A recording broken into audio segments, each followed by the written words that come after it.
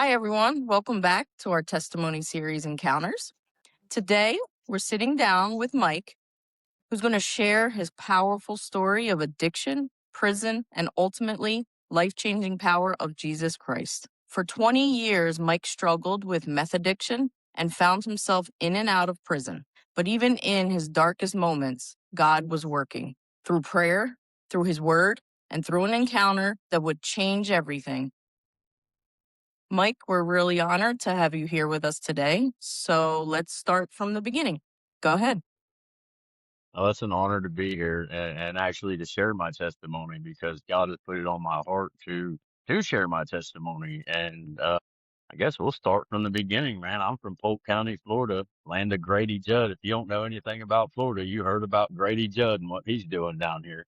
And at 14 years old, I'd tried methamphetamines. It was called crank back then, but that's when I got my start on it. By 16, it was on and popping from there. So being on it for almost 20 years, it led to 3 times I've been to prison. I've been to rehab, and actually I went to the rehab for marijuana, and it was weird how that worked out because I never told him I was ever doing that. But anyway, on in November of 2018, I'm gonna give y'all the testimony of when I came to Christ. 2018, I thought I hit the big time because I was always the middleman and always making deals and just hustling off the street just so I could stay high.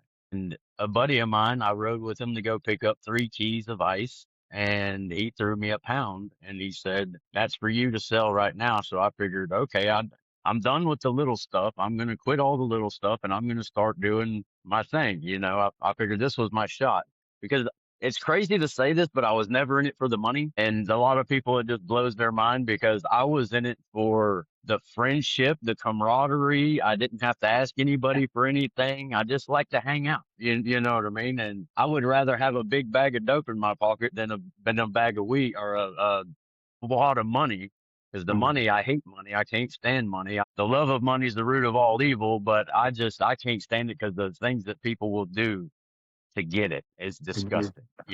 So I sold dope. That's what I did. And after I got this first big bag, I remember the days leading up to my arrest. I don't think I made it a week or 2 weeks after having this. And it was just an okey doke traffic stop that got us pulled, honestly. And I probably had a quarter pound on me. The days leading up, I gave the man $800,000, $1,000. I had 500 in my pocket. I mean, I was starting to do my thing, and it was just my buddy. I was going to meet somebody, and I had a quarter for the person, and I had my driver pick the store to go meet him at.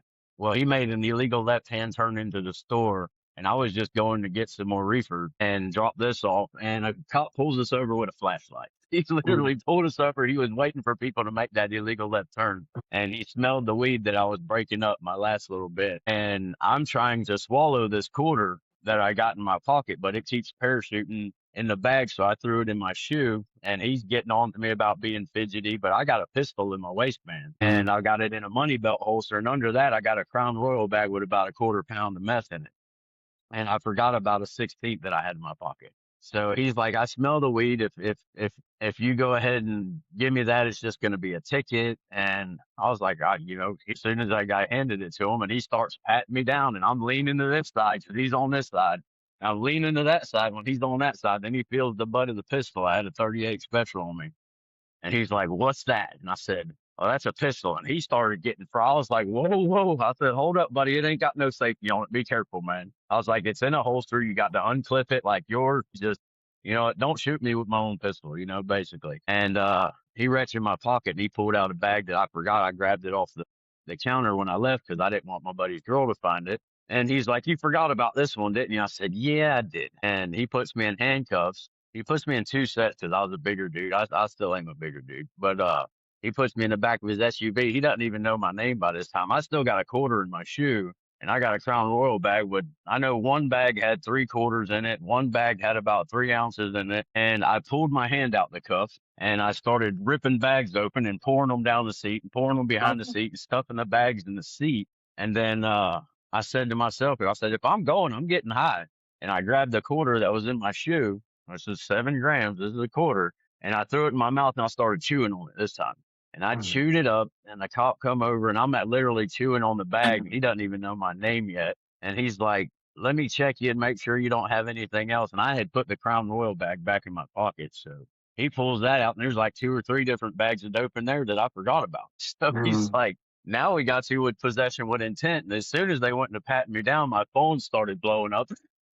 It was Thursday night, I was getting ready to do some business. And I'm laid in the back of the cop car. I had a phone you had to undo with the fingerprint. So he was like, he opens the door. He said, "What do you want me to do with this money?" I said, "Give it to my buddy." He opens the door. He said, "Your buddy left, but if you unlock this phone for us, we can call him and get him back here." And I started to reach because I was already overdosing at that point. And then I realized it was the police, and I was like, "No, go ahead and put that on my books." So it's about a 45-minute drive out to Bartow to the Polk County Jail. And I'll never forget when he opened the door, there was a shard on the kick plate right there in the booking, and I kicked it out into the parking lot. And I had to slip my hand back into the cuff by this point. And he's like, "You didn't leave anything in my car, did you?" And I said, "How can I leave anything in your car? I'm in handcuffs." And he was like, "Oh, okay." He just took my word for it. So they took me in, and my jaw's chattering like it was insane. My jaw's chattering. I'm going off, and I'm in a holding cell with no toilet or nothing. And I'll never forget TC was next to me, and he goes, "What'd you eat, some dope?" And he had a real rough voice like that. And I'm like, "Yeah." He goes, "How much?" I said, "A quarter." He goes, "You might want to go to the hospital." I said, "Nah, I just got to pee, man. They need to let me use the restroom." So "Officer." He let me go to the bathroom, and I heard TC when I walked out. He said, "You might want to get that dude to the hospital." So I went and I used the bathroom, and they took my picture. And that's the only picture they don't have on my mugshot. They don't have that picture. I don't know why it's not online. And then they went to fingerprint me, and I hit the deck. And they took me to the hospital. I remember gurneys lined up, and they're walking me into the hospital, and they're like, "You can put them right there." And I'm like, "Thank God." And I went and I'm just jaw chattering. Then I remember them ripping my clothes off and telling me to drink charcoal, and I'm cussing at them and telling them no. Then next thing you know, I came to and I'm in the annex, and I got a mat in my hand, and I'm trying to figure out how I got here. So I go and get me a bunk and put my mat in the bunk. And I mean, this ain't my first time going to jail. My blood pressure was spiking so heavy, they sent me to medical. And by the time medical seen me, I had done chilled out. So there was nothing wrong when they see me. So they just sent me back to my cell. I couldn't figure out how to use the phone. I couldn't figure out how to use the kiosk. I mean, I went into psychosis. I went into psychosis for about a month, and they moved me to South County, and I was in an 8-man cell. And the guys are like, "You talk in your sleep and you toss and turn." I was like, "I never talk in my sleep." But I told him, I was like, "I ate a quarter, so I don't know. It messed me up." And then I seen somebody I knew, and I said, "Go check the kiosk for me." And he did. And he said, "Bro, you're fixing to go to max." I said, "Why is that?" He said, "Because they got you for armed trafficking right now because they found what I dumped in the back of the cop car." And I'm like, "Oh boy." So they took me down to max lockup, and it was 23-hour lockdown with two jitterbug gangbangers. And I was losing my mind. I was coming to, my phone was my life because that's how I made my money. That's what I did. My phone controlled everything. And I would come to underneath the bunk searching for my phone, and the guys would be like, "What are you doing?" I said, "I'm looking for my phone. You see my phone?" They're like, "You're in jail. You don't have a phone." And I couldn't even see the jail cell. I was on the streets, like in the jail cell, and I'd be like, "You're messing with me." I'm cussing at them, and then I turn around, and next thing, this is my personal hell. I tell you what, every time I come, I see that toilet, and then I see that door, and then I remember I have an armed trafficking, and I'm never going home again because I had it in my brain and in my mind. If you gave me It's 10 to 15 years, I'm not doing it. There was gonna be a way that I was gonna find a way to off myself. Jesus knew that. He saved me. Thank Jesus saved me because I got into it with those guys and got moved down to another cell. I had to tell the officers to move me, and I was seeing, I don't know, spirits, entities, whatever, coming into my cell, and they were going out through the windows, and I'm trying to figure out how to get out of this place, and I can't figure out how to get out. I'm reaching over these guys' heads, and they were cool, man. They were really cool about it. But there was a girl that I hung out with, and I had a vision or whatever of her saying, talking to her daughter, saying, "This is your new dad." And it was everything I wanted. It was like the devil was messing with me so bad. It was everything I wanted. But then I remembered I got a trafficking charge and I'm not going home. So I had to deny it. And I'm like, that was everything I wanted. And I told my buddy, I said, "I need to talk to my mom. She'll make everything okay." he was supposed to call my mom. I gave him the phone number and have her come visit me so I could get my mind right. And this little demon came up and he whispered in my ear. He said, "Your mom was on her way to come see you and she died in a car accident and it's your fault."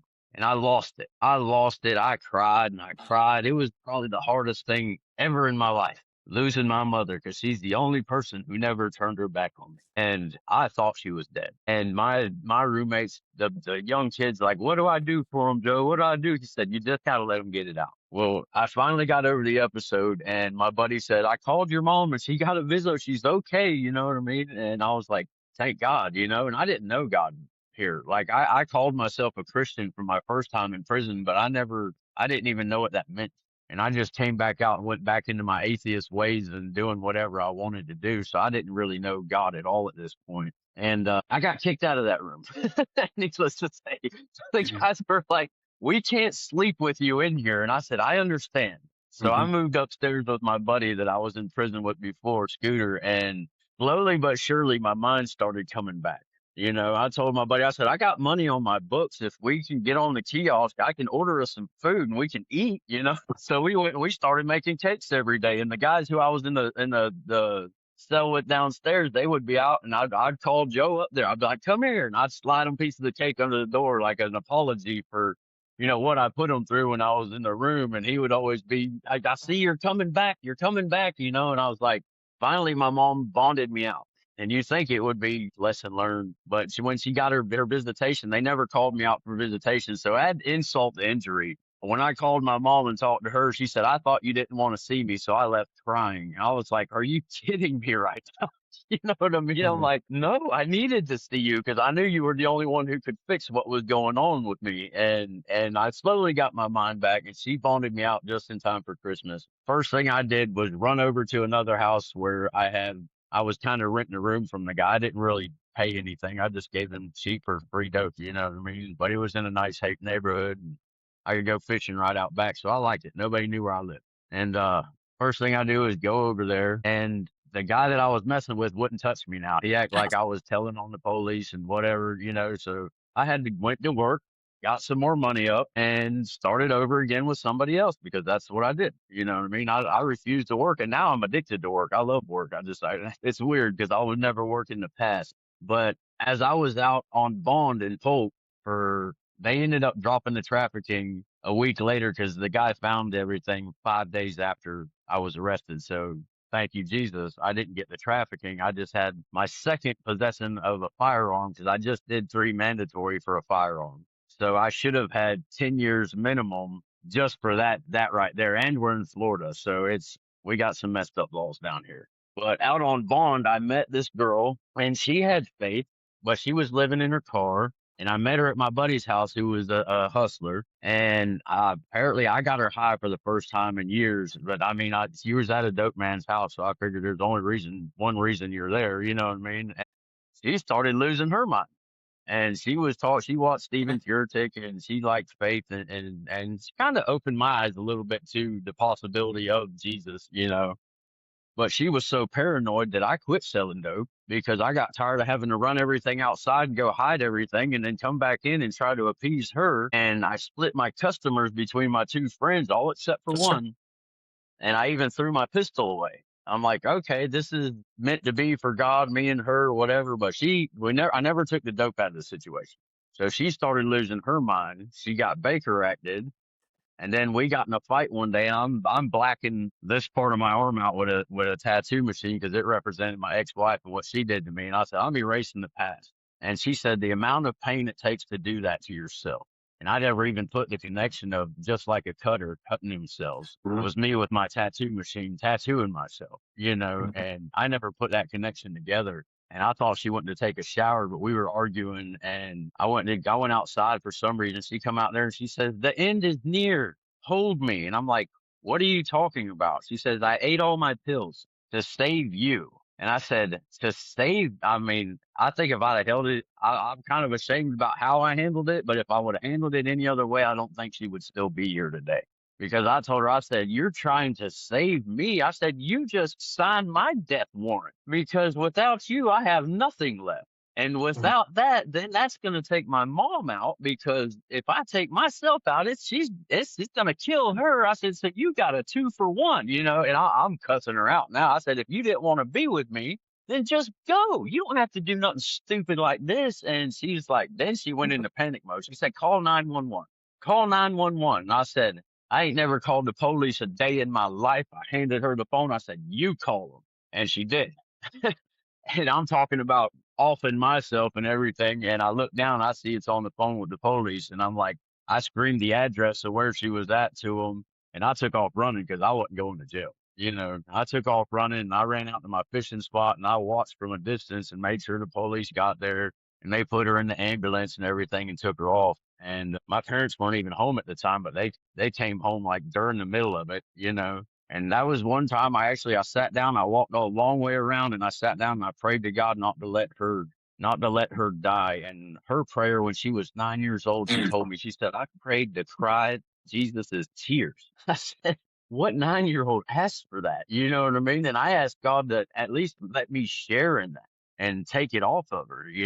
And every time I've done that with somebody, all hell breaks loose. But she got out and we got back together for a little bit, but then we ended up breaking up. And I told her, I said, you destroyed my faith. I had collected crosses over the year and I put them all in her stuff and I wrote her a note and I said, you have destroyed my faith. I have no more faith. And I told God, I said, the gloves are off and I'm going back to work for the devil. I have one customer left in Daytona and he was good for 2 ounces every time. So I called my buddy up.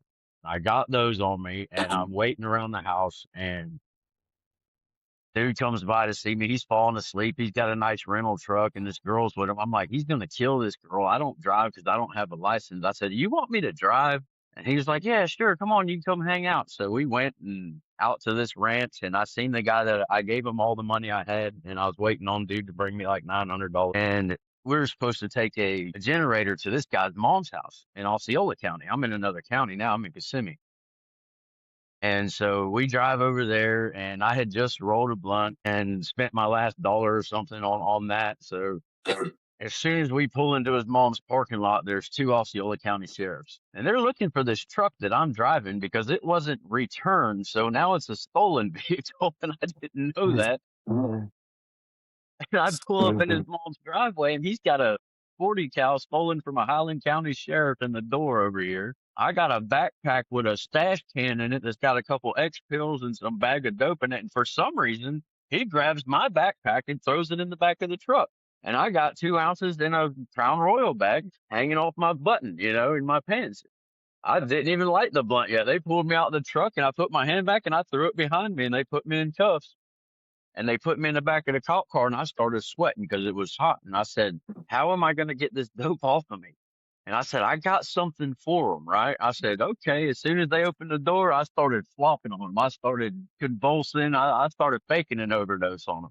They put me on the floor. When I tell you they sternum rubbed me, and sternum rubs do not feel nice when they take their knuckles and hit them right over your breastbone. They're like, oh, we got a reaction out of them on that one. And they stuck me in the ambulance. And I could see the bulge in my pants as I'm in the ambulance on my way to the hospital. I'm like, how am I going to get this stuff off me? I'm just flopping. I get to the hospital and they cut my clothes off.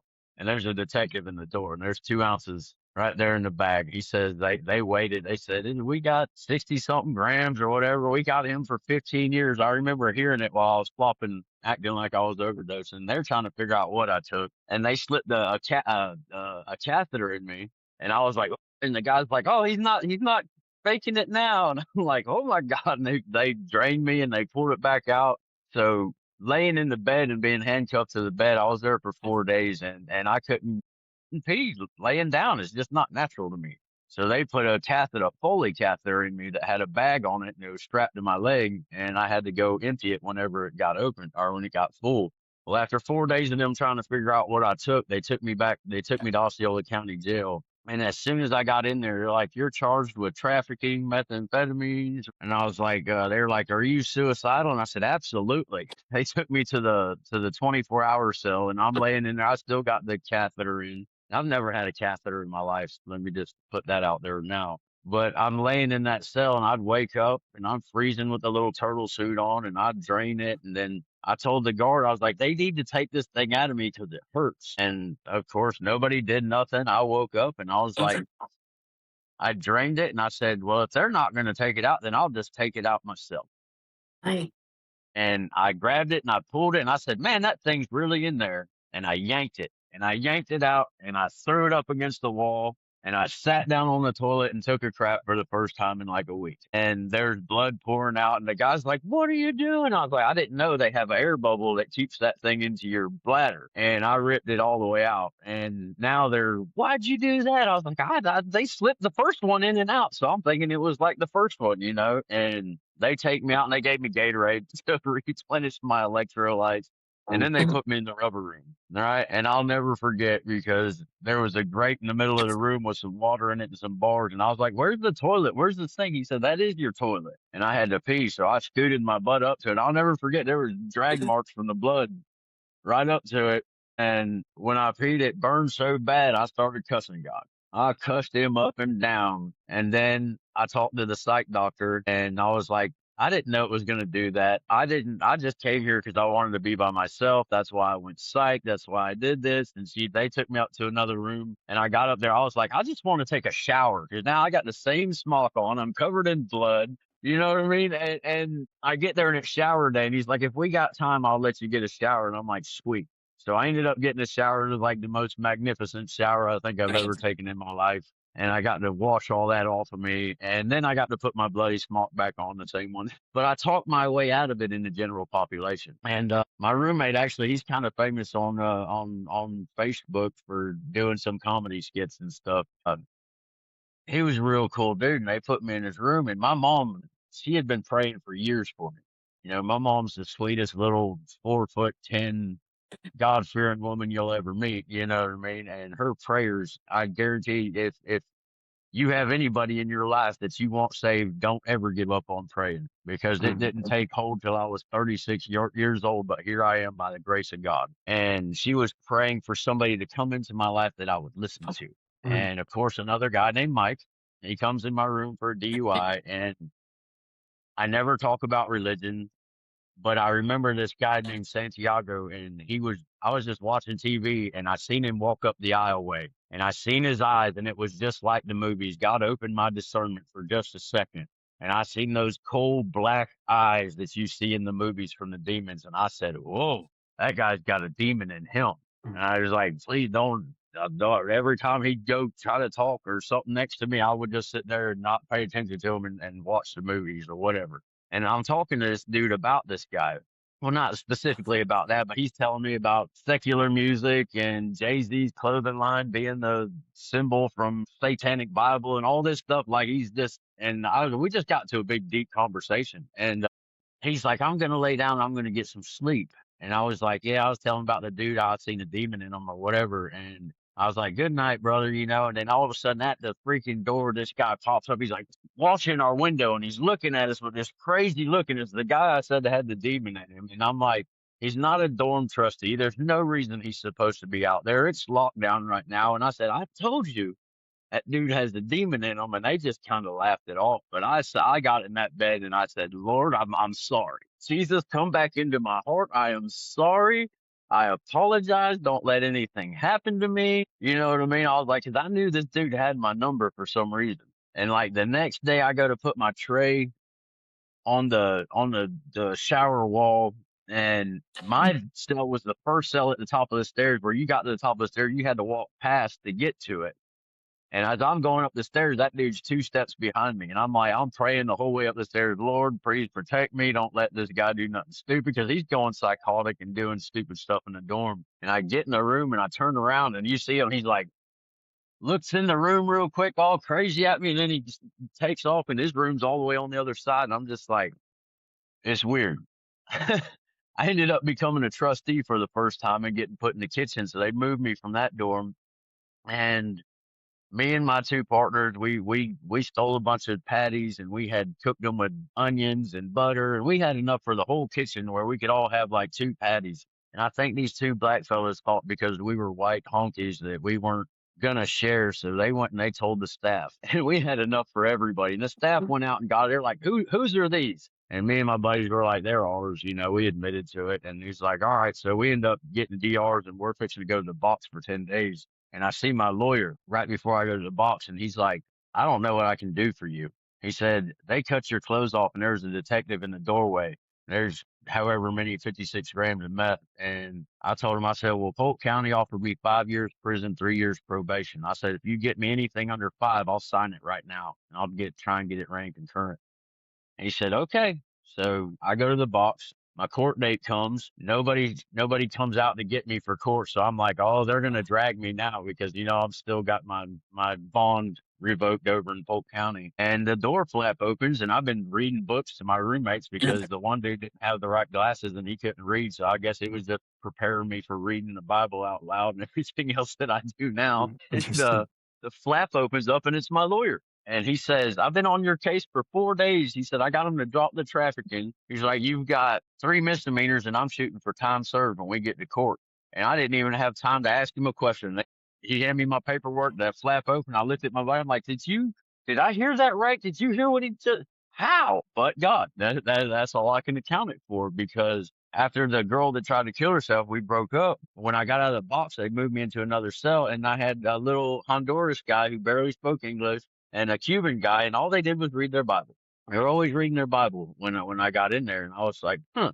So I told my mom, I was like, these guys, all they do is read their Bible. She says, well, what are you reading in yours? I said, I don't have one. She said, well, I'm going to send you one. I said, okay, cool. And she said, and what's her name? She wants to talk to you. She has something to tell you. So I said, I'll try and call between this time and that time on Friday, and I'll talk to her. So I go back to my cell and I tell them what I just told them, the conversation I had with my mom about the Bible. And they're like, oh, here. And they pull out a New Testament and give me a New Testament. And I started reading my Bible, and I started underlining it. And then I talked to homegirl on the phone, and she's like, I'm pregnant and I think it's yours. And I'm like, awesome, but I'm going to prison. And she's living with some dude in a hotel because she was living in her car. I was like, well, you're pregnant with my kid. I said, hold on. I talked to my mom. I didn't even tell her what I was doing, but I talked to my mom. I said, if she's got my baby, she needs a place to live. I was like, I can't do nothing from in here. She's got her life straight. She's got a job. She's not doing dope anymore.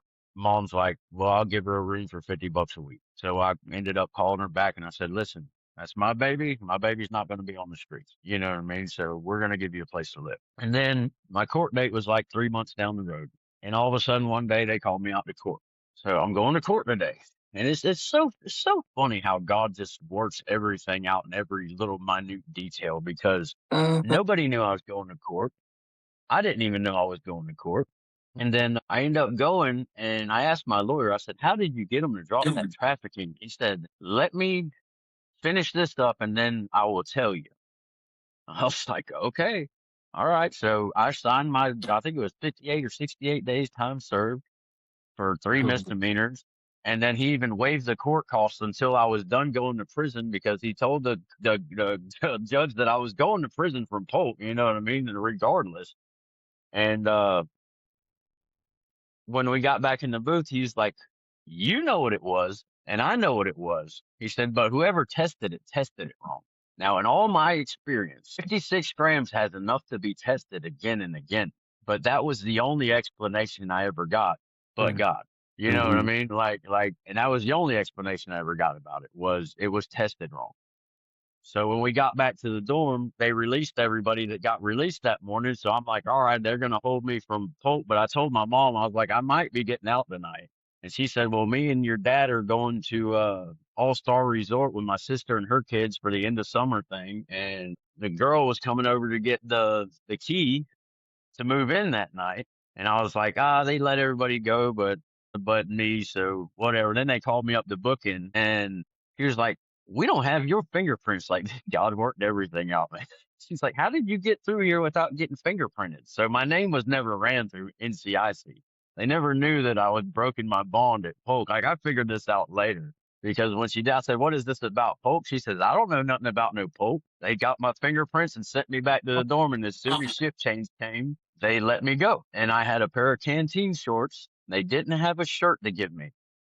and it was raining outside. I had two Bibles. One my mom sent me, the New Testament this guy sent me, and whatever paperwork. And my clothes were cut into shreds from the hospital, and I still had like $1 and some change in the pocket. That doesn't really happen. And I put my necklace and my watch and everything on. They gave me a trash bag because it was raining. And I'm expecting the cops to just jump on me as soon as I walk out the door, you know. And I called my mom and dad, and I was like, I'm not kidding, but they're releasing me right now. You know, I walked out in a trash bag and a pair of shorts, and this dude was out there smoking a cigarette. He's like, "You want one?" I was like, "I don't even smoke, but yeah, I'm celebrating right now. Let me get that." I smoked a cigarette, and I sat there for about an hour talking to him and somebody else until my parents come and pick me up. Now, the girl doesn't even know I'm coming home. And on the way there, I called her and I told her, I was like, "I'm on my way home." And she's like, "What?" I was like, "Yeah, I just got released." So I went home, I got showered, changed, and my parents went to go do their thing. And she comes through the back door. She had just went to the hospital earlier that day because she was having stomach pains. Like God, just every detail is just amazing what He does. And she come in, I gave her a hug, and she said, "Hold on, I had an ultrasound today, and I'm not as far along as I thought I was, so the baby's not yours."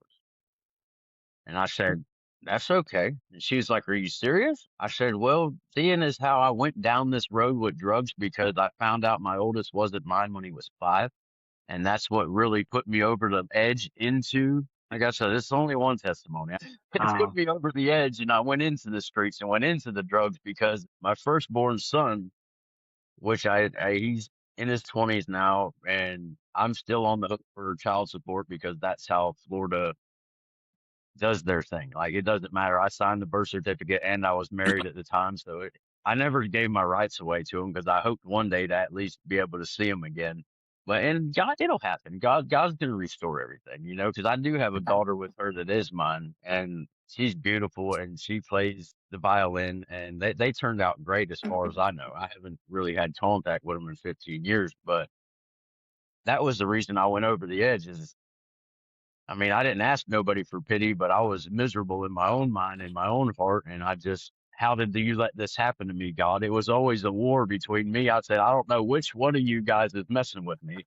I was talking to God and the devil the same way. I say, but one day you're going to have some questions to answer because I'm going to come see one of you one of these days. You know what I'm saying? I'm like, I used to go through it with them. And she was like, "Are you serious?" And I'm like, "Yeah, go get your stuff and move in." I was like, if I ruined my life over that, at least this time, maybe this will work out different. For about a month, I lost it. Like my buddies was selling dope and he would give me some and I would go out to the mushroom field and pick mushrooms. And like I was literally out there and I'm like, I can't find nothing. And I'm like, I can't get one more God because now I know I'm fixing to turn myself in to go to prison, but they told me it was only 4 years. And I should have had a 10 minimum. And I'm ready to run to Alabama to my buddy's house. And the girl's like, if you don't take care of this now, we don't have a future. Hmm. And she served her purpose. You know what I mean? Like I went to turn myself in on a Monday and I was like, this is the last time I'm getting high. And I ate a piece of meth and I went in there and I said, can I get a furlough? Because I'm going in for 4 years with a 3 minimum mandatory. And the judge is like, a furlough for what? I was like, I just found out I'm going to prison. I got stuff I need to get in order. And the state's attorney's like, no, no furlough. And the judge says, I'll tell you what, come back Friday. And the state's attorney's like, if he doesn't come back, the deal's off the table. The deal's off the table. And I was like, turning myself in was the hardest thing I've ever had to do for the most part. And then having to turn, and I almost jumped out the car on the way there the first time. I almost jumped out the car in the middle of the intersection and took off on foot because I didn't want to go back to prison. And then have to do it again on Friday. And my mugshot, I have that mugshot, is the last time I ever got high on that. That was August 3rd, 2019. And I Wow. took and I ate a piece and I turned myself in and I said, okay, God, this is what you want from me. Then I'm going to get to know who God is. And I got into my first cell and there was a Bible there and I grabbed it and I started reading it. I asked the roommates, is this y'all? They said, no, man, go ahead. And I started reading and underlining and I went from just not knowing anything about my faith, just knowing that you just saved me from armed trafficking. You just saved me from another trafficking because you knew I was going to take myself out. So now it's time to get to know my creator and get to know Jesus and get to know, why did you save me? because I don't deserve it. Like, did any of us ever deserve it? I dug my own pit with my own two hands. You know, my own decisions put me in my pit. I can't blame nobody else where I could say, yeah, finding out about my son made me lose it, but I had a choice. I absolutely had a choice. And I handled it horribly. I've handled just about everything horribly in my life. Like just at the beginning of this year, I just lost my family. You know what I mean? But I'm a rough person to be with and to live with, and I understand it. And I went outside of God's will and I put this on a pedestal, but nobody gets that pedestal but God. Mm. And he had to take everything away from me again to get me focused back on. And now I'm sober because when I got out, I was chasing God through prison for them 4 years. I even quit cussing. And I had people apologizing to me for cussing in front of me. And I'm like, for what? You know what I mean? And they're like, I know you don't cuss. It's just it's the amazing things that God has showed me. He's like, I know you don't Mm. speak like that. I apologize. And I'm like, if you would have heard me 5 months ago, or Mm. my first roommate, he said, you cuss enough for both of us. I said, well, I'm working on it. And when I'd like to say that I stayed right there, but I got in work release and I picked up the nicotine and then I said, I could smoke weed legally now. So there's nothing against it. I can justify 100 different reasons why I can get high. They drink wine in the Bible, so I should be able to smoke a joint. And, you know, I don't drink. And I went through all of that over the last, I've been out, it'll be 3 years in April. Now, in fact, I got out April 19th and tried to get my card on 420. So I got it on 421. And, I just quit that in January. You know, like I seen that there was no need for it anymore. And then I just went through my spat with nicotine again. And I got a message the other day and my buddy was preaching out by the lake and he said, we want to hold on to that 1% and give God 99%. And that Mm. nicotine was my 1%. And I was like, dang it, man. So I had to throw that away now. So now I was like, well, I'm sober, Lord, but you know, the nicotine doesn't get me high. I'm sober. I'm sober. Well, I could justify it 100 different ways. And then God's like, no, for the road that I need you for, I need all of you. Because even with the girl, when I was in prison, I broke up with her because I got a message in church and the guy says, I'm only getting 60% of your heart. I want the other 40. And Wow. so I mutual breakup said, listen, I can't focus on God because I'm so distracted by you that I can't fully focus on him now. And right now he done put it in my head, Matthew 19:12. He said, see if you can accept that one. And that's Mm. some are born eunuchs, some are made eunuchs, and some are eunuchs for Christ's sake. So Mm. here it is. You know what I mean? I said, all right, I got to focus on God because if I get anything, it's always a distraction. That's what my whole last relationship was. I'd put my Bible down and things would go wrong. I'd pick my Bible back up and it'd start going right again. And then I'd put it back down, but we were still both stuck in our addiction, so it wasn't going to work. And God removed everything. And sometimes it's like, that's all I wanted was my family. You know what I mean? I wanted a quiet life and I wanted my family. I wanted to live off grid and just because I got so much stuff from my past that when it rears its head, it used to bother me, but now it's just like, Jesus redeemed me. Jesus saved me. I don't care what you say about me anymore because what Jesus says about me is the only thing that matters. I was worth saving. Why? I still have trouble understanding, Mm. but I mean that's my testimony. I'll just people say it's nuts, but to me it was just every day, man. It was life. And today, what does your relationship look like with Jesus? Like nothing, you're not, no vices. It's I'm absolutely sober. Like I said, this is actually day 3 with no nicotine. Like he literally just convicted me on this a couple days ago, and it's not there. I gotta have it because it was a work thing. You know what I mean? I got like I'm telling you, this whole year since I lost everything, and now I went from working at McDonald's and getting fired for speaking the truth to working at Burger King's, figuring that I'm just going to flip burgers and make minimum wage to he gave me my old job back with $1 pay cut building trailers and been there 4 weeks and I just won the $500 draw on Wednesday for the attendance bonus. Nice.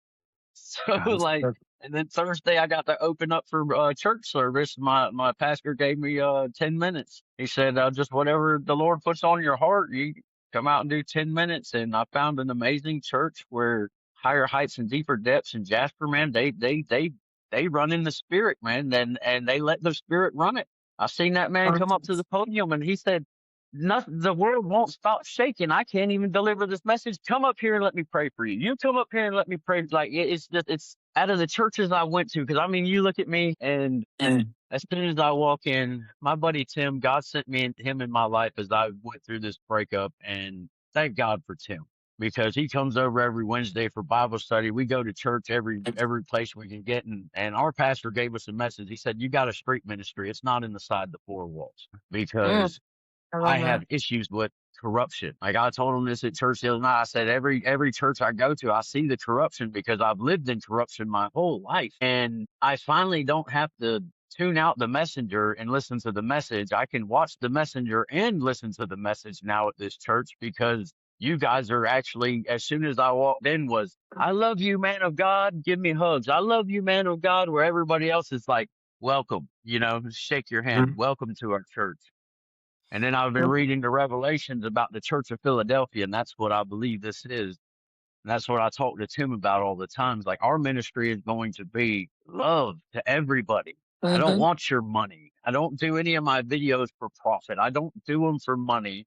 I don't care if you like it. I don't care if you follow me. Follow Jesus. Don't follow me. You know what I mean? Because that's the only thing that's going to set you free. That's the only thing that's going to help you is Jesus. I can't help you. All I can do is plant seeds. That's all we're called to do is plant seeds and water them, and hopefully Jesus will make them all grow. But yeah, it's he's restoring. This is year 7 following Jesus, and that's the year of restoration. And I know what it is. You know what I mean? And I'm just sitting back and I'm in a waiting season and I'm just watching. I'm just watching and waiting. I'm not trying to figure out where it's coming from because the things he showed me made me run like Jonah. Because why me? Why did you choose me for any of this? Because who am I? My minister, he's a pastor prophet, and he backed up a lot of the stuff that God had already showed me. And I thought I was losing my mind for a couple of years. And no, he's going to use me. You've been chosen for a He's time good.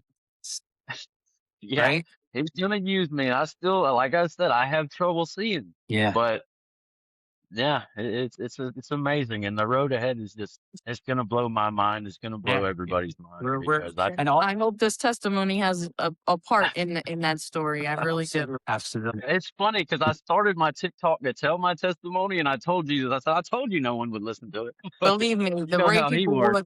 The right people will. The Yeah. people that need to. Absolutely. It's not about following or a platform. It's just about the right people. The right people Yeah, listening. absolutely. And that's what I started TikTok because I was that at home dad. So I was doing the dad supporting dads, and I was like, there's no substance to this. Like, I don't want to see commercials about dads supporting dads. How about I just talk about Jesus? And if Mm. they don't like it, then they can keep scrolling. And Yeah. that's where I'm at now. Good for you. It's awesome. And that's kind of like how we feel with the testimony encounters thing Yeah. too, as well. You know what I mean? It's not really about to gain following. It's really just about speaking to the world and doing what we were created to do, and that's we each have our stories. Like Mike, that's a crazy, crazy story that you delivered, and like Right. to hear the things that connect us, because we make connections in our own lives too. You know what I mean? It's just like, Mhm. wow, that's similar to what God kind of did in my life and in my own way. You know what I'm saying? How he just, Right. you look back at the thing, because he's good for that too. He gives you reflection of stuff that happened in the past to kind of just like Uh-huh. bring you, remember this day? And I'm like, how did that happen? I'm like, oh my God, I forgot about that. God delivered me from that too. It's He, crazy he how he showed just me kept you. he showed me every time that he saved my life at one point. He was like, I ain't never owned a pistol that ain't been in my mouth or under my chin. I promise that. And I have thought about it. You know what I'm saying? I've thought it. And I just, every time he would save me he would put my mom right there in my mind's eye. He was like, you know what you're going to do to her if you do that? You know what I mean? No matter how hard it gets. Thinking back, would you say your mom's prayers, constant prayers Saved for you, is what really changed? saved my life. Absolutely saved my life. Like I said, I can't stress that enough. If you're dealing with somebody in your family, your children, your loved one, your brother, your sister, if they need to come to Christ, don't ever Pray. quit praying for them. Yeah. Yeah. Never. It might not. It's in God's time, and it's not in our time. It'll never be in our time. No. It took till I was 36 years old. I'm fixing to turn 44 this year. I've just been chasing God for that long. You know what I mean? Going on 7 years, and I've slacked through what's going on now. I've watched my mom's faith rebuild. She's digging out all these books that I got in prison and sent home and got them on a shelf. Digging out I got all these Bibles and books and everything I've learned and studied in, and this is my ministry right here. The truth hurts.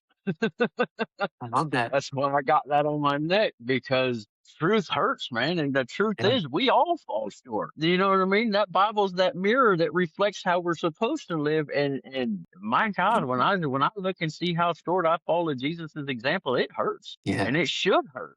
It should make Sure. us want to do better, Yeah, right? exactly. Yeah. Yeah, we gotta look as he's our father, and you like even Yeah. like how we look to our earthly father.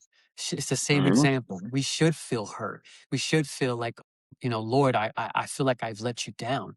But that feel, and I Exactly. think what really hurts me the most, honestly, Mike, is when I do go back and I confess, and it's just like almost like God takes me right back without even like thinking about it. You know what Yeah. I mean? Right away, He reveals The- something to me, and it just like I feel like He has a huge smile on His face, and that's when I yeah. start crying. It's just like, I can never be Yeah. like you. You know what I'm saying? I can never, ever be like you. Like, how can you could still accept me for what I've done in the past and even what I'm going to do in the future? You still still Yeah, let me no, there's come into your no presence. condemnation whatsoever. And Exactly. the last time I heard Jesus' audible voice, he told me, he said, "You have got to be the most stubborn son of a gun I ever dealt with."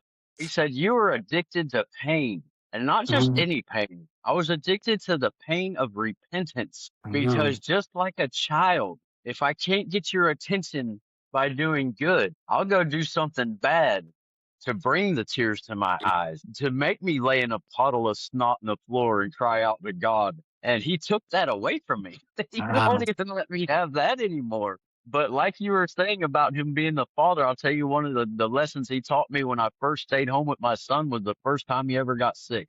And all I could do was pray over him because he was so miserable. And when I was holding him, God said, "Do you see how much it hurts you that you can't do nothing about it while he's sick?" He's Mm, like, "That's how I feel every time I see you go back into your addictions. Every time I see you go back to the old man. That's the mm. feeling I have for you. It hurts me and it hurts my heart." That's beautiful, Mike, what you just said. That's That's that's exactly how what I he was talking revealed it about. to me. Yeah, Yeah, that's no, you're exactly right. what I was That's talking about, like man. a father. If people who don't have children would never quite fully comprehend the love you have for that child, especially when something goes wrong and there's nothing you can do.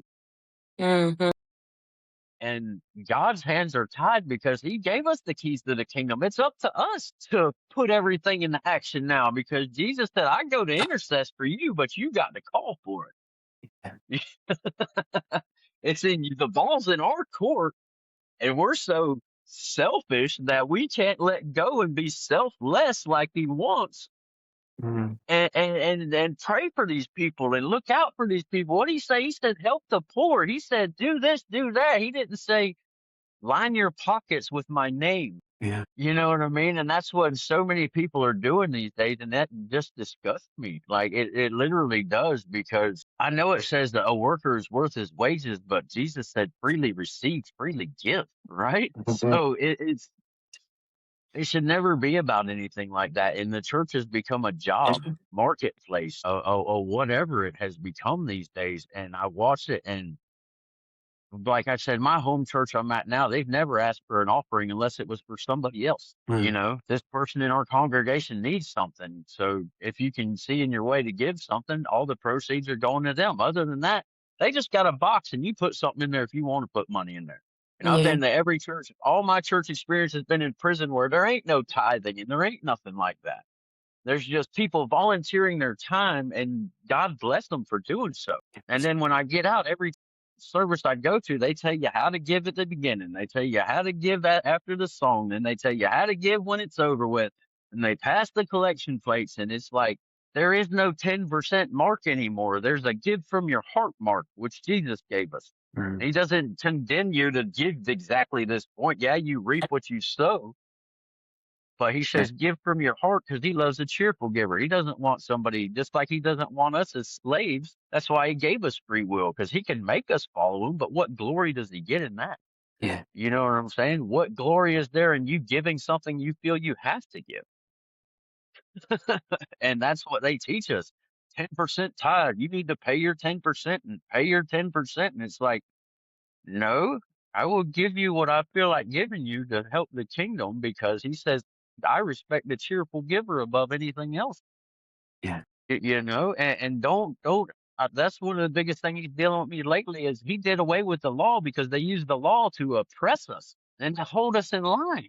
Now Yeah. we're under what? The law of liberty, the freeing law. All he calls us to do is love God and love our neighbors as we love ourselves. But some of us have to learn how to love ourselves. And that's Yeah. me. Yeah. I'm learning how to love myself because I can't love anybody else properly without figuring out I have to love me too. And under the law of liberty, there is no condemnation. Like you said, when I go to Jesus and I repent and I ask his forgiveness, he's like, I know, it's okay. I love you. And that's all you're ever going to get from Jesus. It's just so amazing. I love him so much. He is the coolest dude you'll ever talk to. That's for sure. Yeah. I love the way you Right. put that. He is, man. When I'll talk to him personally, and it's like the best friend that you never knew you had. And being on the phone with somebody you haven't seen since you were 5 and catching up with them, and just there's no other way to describe it than I've known him my whole life, even when I didn't know him. Can you describe your prayer life a little bit? Like now, I mean, I know how it used to be before, but now, looking Oh at it man, now, and he revealed all this stuff to uh, you. Like, how's your prayer life right now? How's your relationship right now? I tell you, I don't. I have trouble praying like normal people, and I pray in the spirit because I don't want to be selfish, right? Yeah. I don't want to ask for things because He's already given me everything. I've got my life right now, and there's no reason I should be here right now. Every morning, I got a 45-minute ride to work, and my truck has no doors on it because it's the only thing I could drive is my dad's woods truck. It's a blessing because I shouldn't even have my license. I don't know how I went to get an ID, and they told me I could get my license back. So that's another thank you God for this year. And I got a 45-minute ride with no doors. I don't even want to put a radio in it because half the time I'm singing in tongues and praying in tongues all the way to work. There's Um, times where I'll be in tears by the time I get to work, mhm. because the Spirit just hits me. When He dealt with me on doing the little sermon the other day,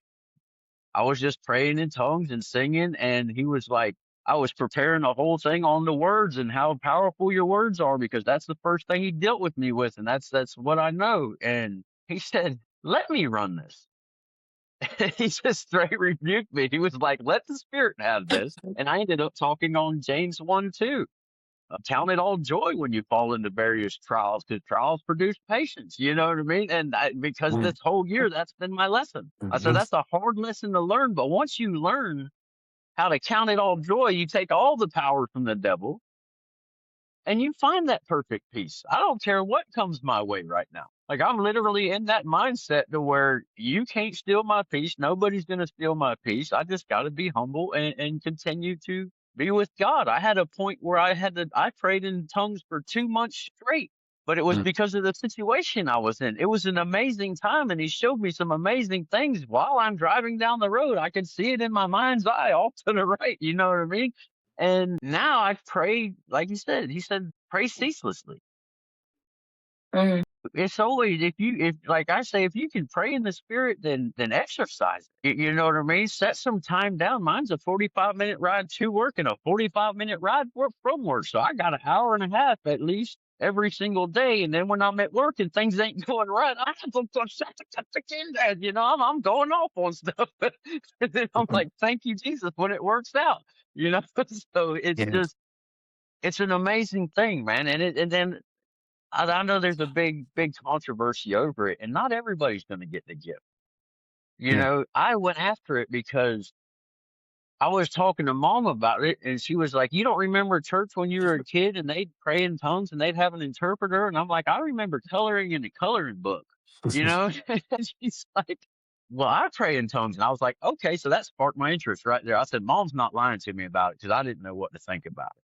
And a buddy of mine turned me on to Kenneth E. Hagin, and that's one of my favorite teachers I've ever had is Kenneth E. Hagin. And he says, he's like, pray for 30 minutes every day in the spirit, and he walked in love, and that was his thing, walking in love. When you walk in love, you'll have good health. When you love everybody else, everything's going to work out. It's not a prosperity gospel. It's a God's going to reward you for actually walking in what he tried to teach you, which is love everybody. And I've been going through the Old Testament. He says the same thing, just in a different way. What does God expect from you other than to love, do justly, love mercy, and walk humbly? You know what I mean? So it's an amazing thing, and I'm at an amazing place with my faith right now. And I'm loving it. I'm absolutely loving it because I just can't wait to see what God's got next. That's Because awesome. I can't wait to if see you've what he has for you seen too. what he showed me, you'd be like, that's pretty intimidating. It's very intimidating. And even everything my minister has said over my life from the time we started going to that church, it's intimidating, but it's an honor. It's an honor just to get on here and speak about my faith. It's an honor to share the word of God. It's an honor I asked Jesus for a job, and I literally thought he rejected me for a minute, but I believe there's an internship. Mhm. There you go. There you go. I've been interning for about 2 years, and I'll just keep going until one day he says, "Okay, I'm going to write your check." I And then definitely when he believe. writes that, Yeah, when he he wants writes you to that work check, as I'm going much to say, as. "What do you want me to do with it?" Because Yeah. Yeah. I'm a simple man, bro. I don't need anything. I'll eat tuna fish and crackers every day and be happy with it. You know? Yeah. Hey, there you go. Amen, brother.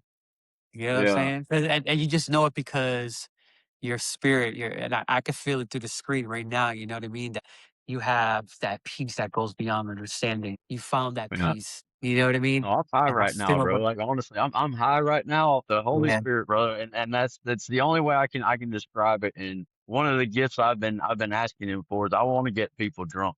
I want to get them drunk in the Spirit. I spent so much time getting people high my whole life. Let me get them high for real, because once you get touched with that fire, and once he puts that inside you, and you feel that high, you will as an addict that I will give everything to feel that high again. wow, And through the Holy Spirit, there's nothing higher, nothing greater than the high you will ever get through the Father and through following Jesus.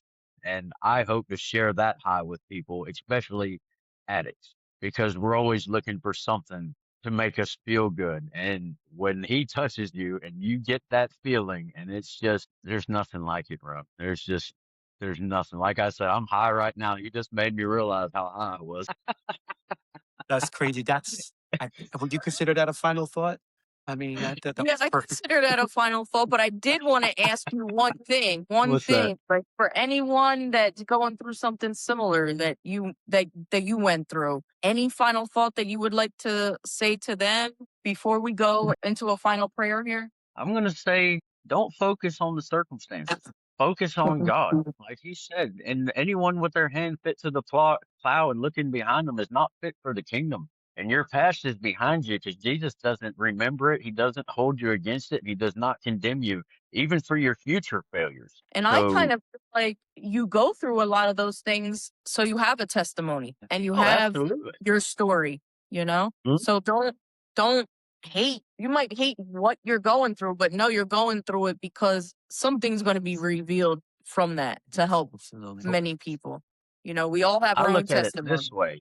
There are many people who would have pulled the trigger, and I'm glad it was me Yes. instead of somebody else that had to go through what I went through, because a weaker man wouldn't have been able to make it, or a weaker woman wouldn't have been able to make it through what I made it through. But he designed me this way because I can't stay down. I get Mhm. back up faster every single time. So just get back up. That's my final word. Get back up. Don't let it keep you Mhm. down. Get Love that. back up, look back to Christ, keep your eyes on heaven, and just keep going. No matter what the situation looks like, you just got to keep your eyes on Jesus. He didn't say it was Absolutely. going to be easy. He said tribulation's Not. going to come, but he will Mhm. give you this peace in your mind that you're like, I don't know why I'm at peace right now, but I am. And I thank Jesus for that. We can stop there because I can go all day. Well, did you want to say a prayer or would you like Jacob to say a prayer to close out? I say a prayer. It's all right. I used to lead a All right. prayer circle. Okay. All right, let's go. Father God, I just come to you as humbly as I know how. And I just thank you for this fellowship. And I thank you for introducing me to this brother and sister.